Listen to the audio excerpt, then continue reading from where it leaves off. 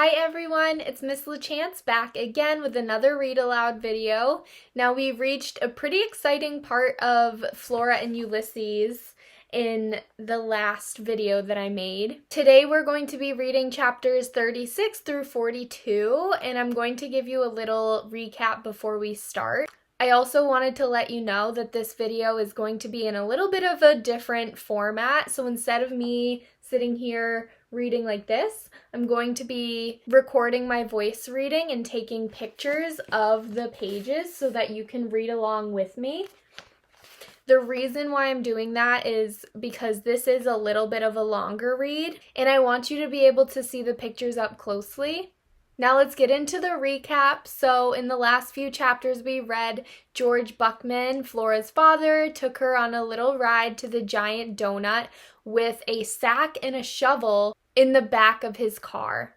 Now we identified Flora's mother, Phyllis Buckman, as Ulysses' arch nemesis. She instructed George Buckman to take a little trip to the woods, hit Ulysses over the head with a shovel, and then bury his body in a sack. But after the next few chapters, Flora, for sure, and George are definitely not going to let this happen. George, Flora, and Ulysses all went out to breakfast at the giant donut. Flora kept Ulysses in a little shoebox. And we meet Rita, who is a waitress at the giant donut, and she comes over, tries to take Flora and George's order. But as she's doing so, she asks Flora what she has in her shoebox, thinking that it must have been a baby doll or something like that. Flora's quite offended that she thinks Flora has a baby doll in her shoebox due to her age. Rita actually opens up the shoebox to find Ulysses, and Ulysses freaks out after Rita freaks out and jumps into Rita's hair. A bunch of ruckus comes out in the giant donut, and one of the chefs comes out with a knife and tries to kill Ulysses. But before this can happen, Flora trips the chef, preventing him from killing Ulysses, and Ulysses flies through the air and splats up against the window of the giant donut.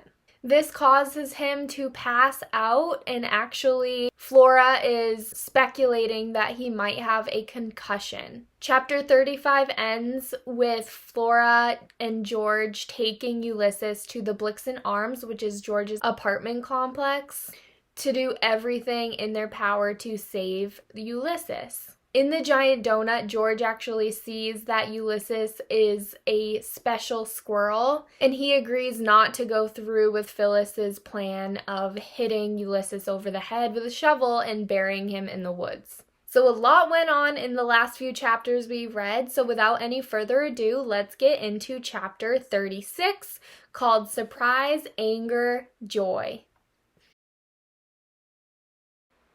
Chapter 36. Surprise, anger, joy. Flora stood and stared at the sign on apartment 267. It was made of fake wood and engraved with white letters that spelled out the words residing within, the doctor's Meacham. What was the apostrophe doing there? Did the doctors own the Meacham? And what was it with the exclamation marks? Did people not know what they were for? Surprise, anger, joy. That's what exclamation marks were for. They had nothing to do with who resided there. But at this particular moment, the exclamation mark seemed entirely appropriate.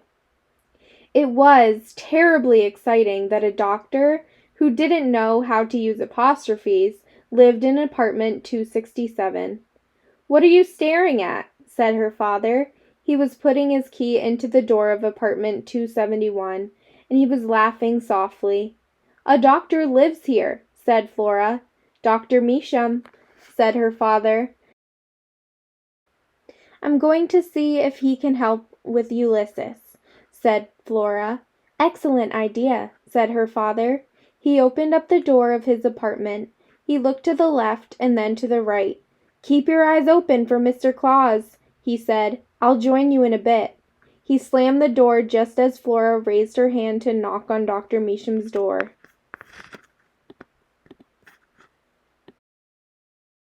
But she didn't get the chance to knock. The door swung open of its own accord. An old lady stood there smiling, her dentures glowing white in the perpetual green twilight of the hallway. Someone inside the apartment was screaming. No, someone was singing. It was opera music. "At last!" said the old lady. "I'm so glad to see your face." Flora turned and looked behind her. "I am speaking to you, little flower." "Me?" said Flora.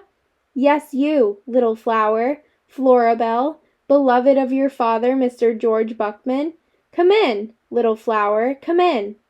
"Actually," said Flora, "I'm looking for a doctor. I have a medical emergency."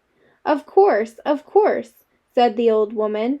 "We are, all of us, medical emergencies. You must come in now. I have been waiting for so long." She reached out and yanked Flora over the threshold of 267 and into the apartment. The criminal element had a lot to say about entering the home of a stranger. They suggested that you do so at your own risk, and that if you did make the questionable decision to enter the home of someone you didn't know, a door to the outside world should be left open at all times to facilitate a quick escape. The old lady slammed the door shut. The opera music was very loud now. Flora looked down at the hand that was on her arm. It was spotted and wrinkled. "Beloved?" thought Flora. "Me?" Chapter 37. Singing with the Angels. He woke with a single, giant, watery eye staring at him. He blinked. His head hurt. The gigantic eye was mesmerizing and beautiful. It was like staring at a small planet, a whole, sad, and lonely world. Ulysses found it hard to look away. He stared at the eye, and the eye stared back. Was he dead? Had he been hit over the head with a shovel? He could hear someone singing. He knew he should be afraid, but he didn't feel afraid. So much had happened to him in the last 24 hours that somewhere along the way he had stopped worrying. Everything had become interesting as opposed to worrisome. If he was dead, well, that was interesting too. "My eyesight is not what it was," said a voice. "When I was a girl in Blunder Meakin, I could read the sign before anyone else even saw the sign. Not that it helped me, seeing things clearly. Sometimes it is safer not to see. In Blunder Meakin, the words on the sign were often not the truth. And I ask you, what good does it do to read the words of a lie? But that is a different story. I will tell that story later. I find this magnifying glass to be of great assistance. Yes, I see him. He is very much alive." "I know he's alive," said another voice. "I can tell that. Flora! Flora was here with him. How comforting. Yes, I see. He is a squirrel." "For the love of Pete," said Flora, "I know he's a squirrel." "He is missing much fur," said the voice. "What kind of doctor are you?" said Flora. The voices in the room kept singing. They were full of sadness and love and desperation. The voice belonging to a giant eye hummed along with them. Ulysses tried to get to his feet. A gentle hand pushed him back. "I am the Dr. Measham, who is the doctor of philosophy," said the voice. "My husband, the other Dr. Measham, was the medical doctor, but he has passed away. This is a euphemism, of course. I mean to say that he is dead.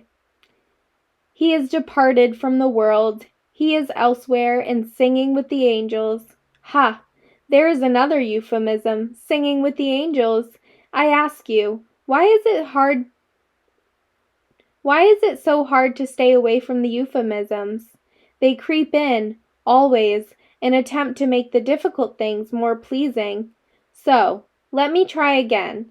He is dead, the other Dr. Measham, the medical one, and I hope that he is somewhere singing. Perhaps singing something from Mozart. But who knows where he is and what he is doing? "For the love of Pete," said Flora again. "I need a medical doctor. Ulysses might have a concussion. Shh, shh, calm, calm. Why are you so agitated? There is no need to worry. You are worried about what? You will tell me what happened that makes you think concussion. He hit a door, said Flora, with his head. Yes, this could give a concussion. When I was a girl in Blundermeakin, people were often getting concussions, gifts from the trolls. You understand? Gifts from the trolls? Said Flora. What are you talking about? Look at him. Does he look like he has a concussion? The gigantic eye of Dr. Measham came closer, much closer. It studied him. The beautiful voices sang. Dr. Measham hummed. Ulysses felt strangely peaceful. If he spent the rest of his life being stared at by a giant eye and hummed over, things could be worse. The pupils of his little eyes are not dilated, said Dr. Measham. Dilated pupils, said Flora. I couldn't remember that one. So this is good. This is a hopeful sign. Next, we will see if he remembers what happened. We will check for amnesia. Flora's face came into view. He was glad to see her and her round head. Ulysses, she said, do you remember what happened? Do you remember being in the giant donut? Did he remember being in Rita's hair? Did he remember Rita screaming? Did he remember the man with the knife? Did he remember flying? Did he remember hitting his head very hard? Did he remember not getting to eat a giant donut? Let's see. Yes, yes, yes, yes, yes, and yes. He nodded. Oh, said Dr. Measham. He nods his head. He communicates with you? He's, different. Special, said Flora. A special kind of squirrel. Excellent. Good. I believe this. Something happened to him. Yes, he hit a door with his head. No, said Flora, before that. He was vacuumed, sucked up in a vacuum cleaner. There was a small silence, and then there was more humming from Dr. Measham. Ulysses tried again to get to his feet and was again pushed gently back. You are speaking euphemistically? Said Dr. Measham. I am not, said Flora. I'm speaking literally. He was vacuumed. It changed him. Certainly it did, said Dr. Measham. Absolutely, it changed him to be vacuumed. She raised her magnifying glass to her eye and leaned in close, studying him. She lowered the magnifying glass. How did it change him, please? Ulysses stood on all fours, and no one pushed him back. You will speak without euphemisms, said Dr. Measham. He has powers, said Flora. He's strong, and he can fly. She paused. Also, he types. He writes, poetry. A typewriter? Poetry? Flight? Said Dr. Measham. She sounded delighted. His name is Ulysses. This, said Dr. Measham, is an important name. Well, said Flora, it was the name of the vacuum cleaner that almost killed him. Dr. Measham looked Ulysses in the eye. It was rare for someone to look a squirrel in the eye. Ulysses pulled himself up straighter. He looked back at Dr. Measham. He met her gaze.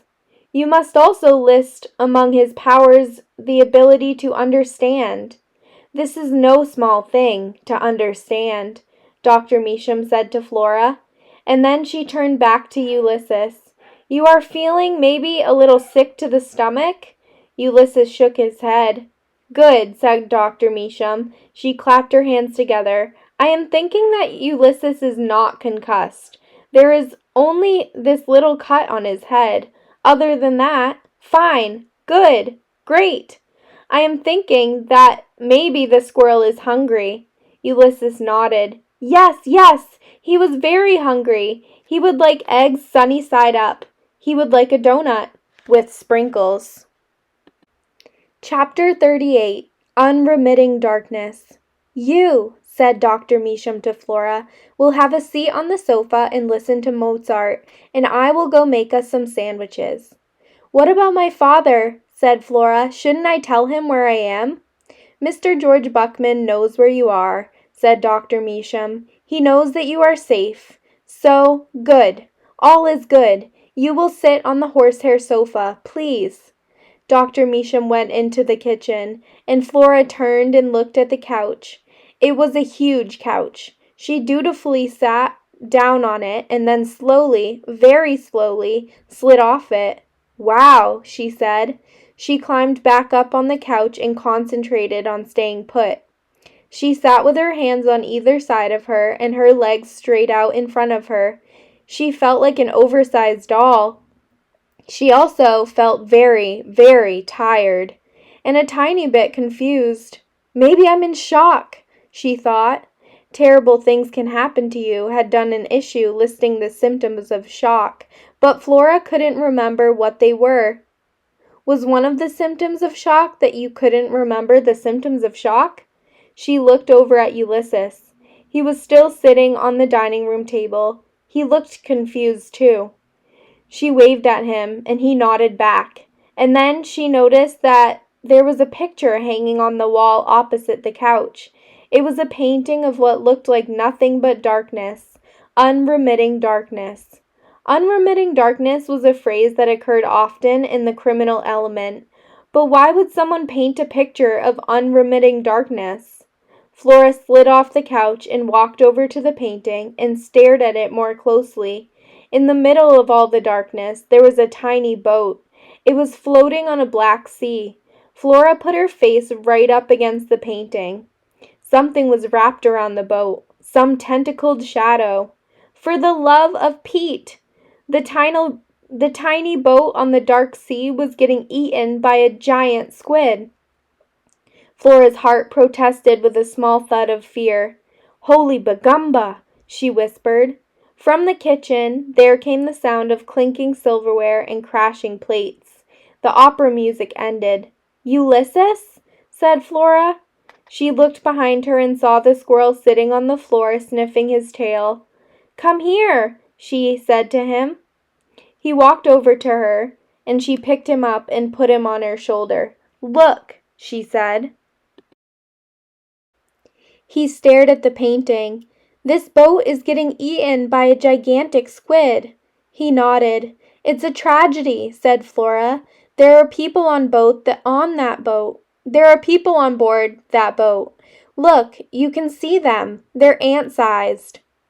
"But they're people." Ulysses squinted. He nodded again.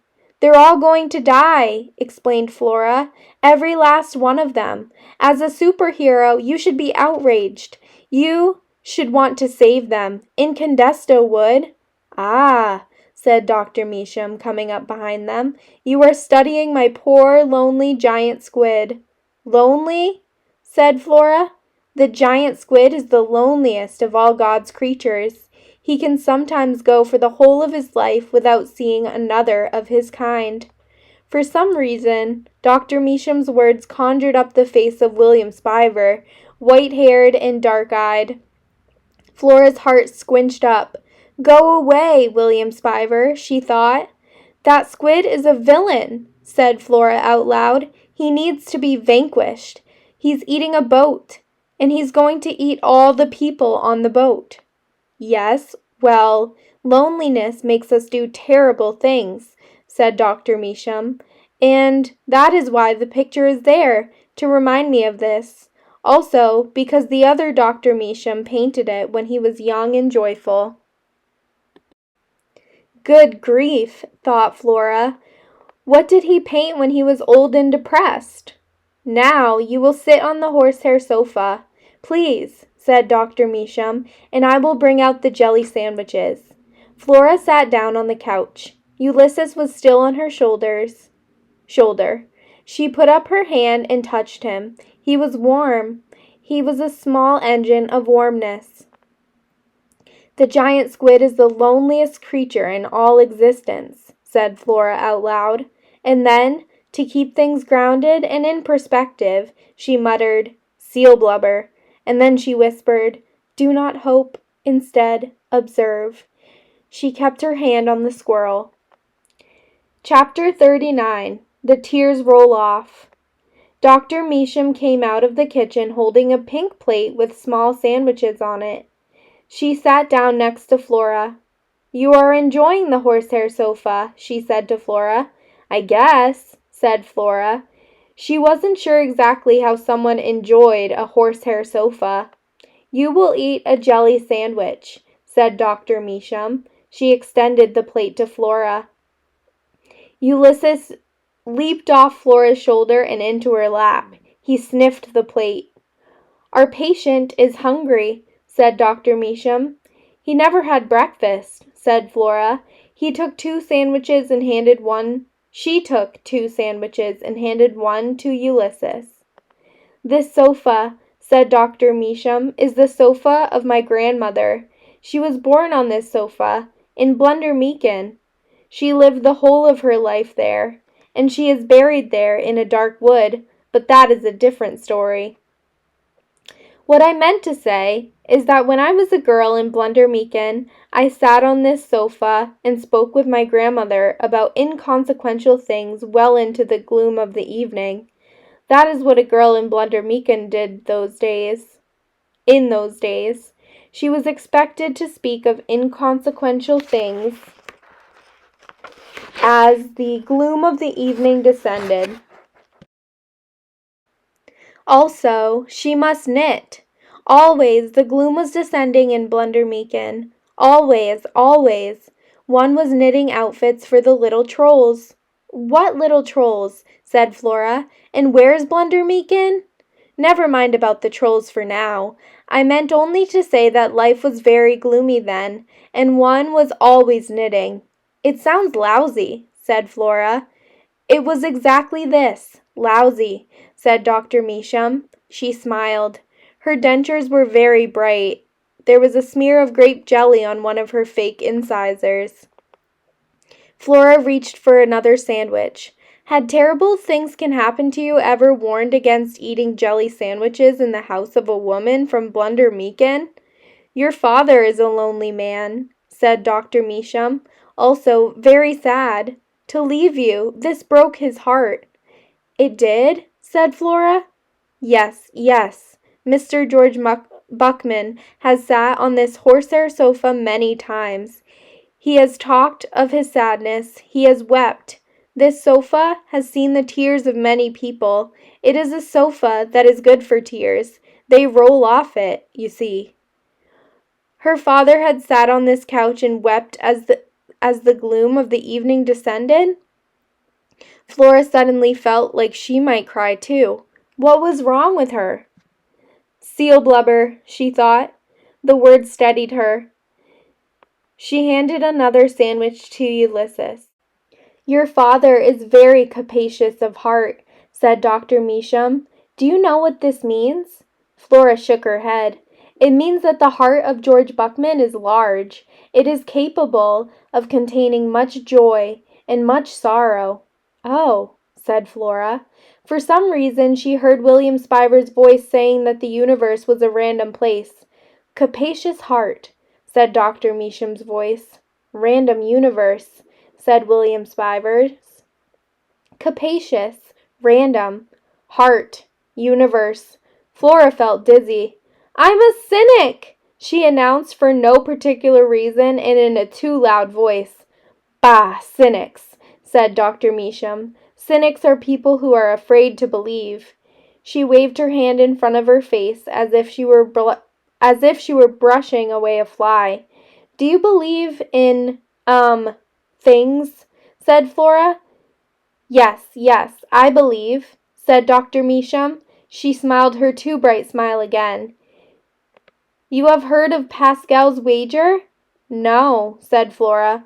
"Pascal," said Dr. Measham, "had it that since it could not be proven whether God existed, one might as well believe that he did, because there was everything to gain by believing and nothing to lose. This is how it is for me. What do I lose if I choose to believe? Nothing. Take this squirrel, for instance, Ulysses. Do I believe he can type poetry? Sure, I do believe it. There is much more beauty in the world if I believe such a thing is possible. Flora and Dr. Measham looked at Ulysses. He was holding half a sandwich in his front paws. There were blobs of grape jelly in his whiskers. "Do you know what a superhero is?" said Flora. "Sure, I know what a superhero is." "Ulysses is a superhero," said Flora, "but he hasn't really done anything heroic yet. Mostly he's just flown around. He lifted a vacuum cleaner over his head. He wrote some poetry. He hasn't saved anyone, though. And that's what superheroes are supposed to do, save people." "Who knows what he will do?" said Dr. Measham. "Who knows whom he will save? So many miracles have not yet happened." Flora watched as one of the jelly blobs on Ulysses's whiskers trembled and fell in slow motion to the horsehair sofa. "All things are possible," said Dr. Measham. "When I was a girl in Blundermeakin, the miraculous happened every day, or every other day, or every third day. Actually, sometimes it did not happen at all, even on the third day, but still, we expected it. You see what I'm saying? Even when it didn't happen, we were expecting it. We knew the miraculous would come." There was a knock at the door. "See," said Dr. Measham, "this will be your father, Mr. George Buckman." Flora stood and went to the door and opened it. It was her father, and he was smiling, again, still, which did seem kind of miraculous. "Hi, Pop," she said. "You see," said Dr. Measham, "he smiles." Flora's father's smile got bigger. He took off his hat. He bowed. "George Buckman," he said. "How do you do?" Flora couldn't help it. She smiled too. She was still smiling when a noise that sounded like the end of the world echoed through the hallway of the Blixen Arms. One minute her father was standing there with his hat in his hands, smiling, and the next minute Mr. Claus, the cat one, came out of nowhere and landed right on top of George Buckman's unprotected head. Chapter 40. Vanquished. Fortunately, a superhero was present, and Ulysses is thinking, sunny side up. He jumps on top of Mr. Claus's head, picks him up, and throws him across the hallway. George Buckman says, "Holy Bagumba!" Flora says, "For the love of Pete!" And then we see Mr. Claus leaning up against the wall, all dizzy on his back. Ulysses thinks, vanquished. And the superhero was inordinately pleased with himself. He felt immensely powerful. He felt like writing a poem. Chapter 41. I Promise. They were in the car. Flora's father's hands were on the steering wheel at 10 o'clock and 2. Flora was sitting up front, and Ulysses's head was out the window. They were heading back to Flora's mother's house in spite of Flora's protestations. "We have to go back," said her father. "We have to return at the regular Saturday afternoon time. We have to act normal, natural, unconcerned." Flora wanted to object, but she could read the writing on the wall, or rather, she could read the words that hovered above her father and the squirrel. Destiny could no longer be forestalled. The arch-nemesis must be faced. "Holy Bagumba," said her father. His right ear was wrapped in a huge amount of gauze. His head looked lopsided. "Holy unanticipated occurrences! A squirrel vanquished a cat!" He shook his head. He smiled. "And now it's time for another battle," said Flora. "Everything will be fine," said her father. "So you say," said Flora. It started to rain. Ulysses pulled his head back inside the car. He looked up at Flora, and the sight of his little whiskered face calmed her somehow. She smiled at him, and the squirrel sighed happily and curled up in her lap. "When I was a girl in Blundermeakin," Dr. Measham had said to Flora when they were all leaving apartment 267, "we wondered always if we would see each other again. Each day was uncertain, so to say goodbye to someone was uncertain too. Would you see them again? Who could say? Blunder Meakin was a place of dark secrets, unmarked graves, terrible curses. Trolls were everywhere. So we said goodbye to each other the best way we could. We said, I promise to always turn back toward you. I say those words to you now, Flora Belle. I promise to always turn back toward you. And now you must say them to me. I promise to always turn back toward you, Flora had said. She whispered the words again, now, to the squirrel. I promise to always turn back toward you. She put a finger on Ulysses's chest. His tiny heart was beating out a message that felt like, I promise, I promise, I promise. Hearts were the strangest things. Pop, said Flora. Yes, said her father. Can I feel your heart? My heart? Said her father. Okay, sure. And then, for the first time ever, George Buckman took both his hands off the steering wheel while the car was still in motion. He opened his arms wide. Flora gently moved Ulysses out of her lap and onto the seat beside her. And then she reached up and across and put her hand on the left side of her father's chest. And she felt it, her father's heart, beating there inside of him. It felt very certain, very strong, and very large. Just like Dr. Meakin had said, capacious. Thank you, she told him. Sure, he said, you bet. He put his hands back on the steering wheel at 10 o'clock and 2, and the three of them, Flora, her father, and the squirrel, traveled the rest of the way home in a strange and peaceful silence. The only noise was from the windshield wipers. They hummed back and forth, singing a sweet, out-of-tune song. The squirrel slept, and Flora Belle Buckman was happy. Chapter 42. Foreboding. Her father pulled the car into the driveway and cut the engine. The windshield wipers let out a surprised squeak and then froze in mid-wave. The rain slowed to a trickle. The sun came out from behind a cloud and then disappeared again, and the smell of ketchup melded with butterscotch rose with a gentle persistence from the seats of the car. Here we are, said her father. Yep, said Flora, here we are. 412 Belgrade Avenue. It was the house that Flora had lived in for the whole of her life, but something was different about it. Something had changed. What was it? Ulysses crawled up onto her shoulder. She put her hand on him. The house looked sneaky somehow, almost as if it were up to no good. Foreboding. That was the word that popped into Flora's head. The house seemed full of foreboding.